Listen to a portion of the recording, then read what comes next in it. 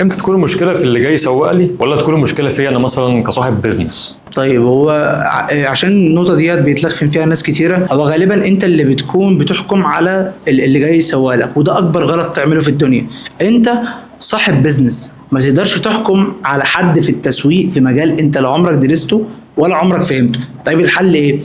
الشركات بتجيب حاجة اسمها CMO، او بتجيب حاجة اسمها مدير تسويقي، بيحكم على شركة التسويق اللي بيخليها تعمل الشغل. لكن انت ممكن تكون ما انتش قادر تعمل كده، فانا دايما بخترع حاجه كده لاي عميل، بقول له انت عندك حلين معايا. لو انت ما انتش واثق فيا او مش واثق في الاداء او حاسس ان انا ممكن اكون المشكله، تعمل ايه؟ عندك حاجتين. اول حاجه انك انت تجرب معايا، وكده كده انت بتتجرب وبتتعلم بس بفلوسك. تاني حاجه وانك انت تجيب شخص فريلانس بالشغلانه، يعني من الاخر تخليه يحكم او تخليه يدير الشغل بتاع التسويق بتاعك بعدد ساعات معين، سواء بارت تايم او فول تايم او ريموتلي ايا كان، بس هو يكون المرتب بتاعه او الفلوس اللي انت هتديها له بالشغلانه حمايه ليك وحمايه للبيزنس بتاعك. لكن طبعا الموضوع سهل وبسيط، انت في يوم من الايام هتبقى فاهم من شركات التسويق كويسه ومن شركات التسويق الوحشه، بس يا اما انت هتكون دفعت فلوس، يا اما انت ربنا هيكون وقعك في حد محترم من الاول، او يا اما انت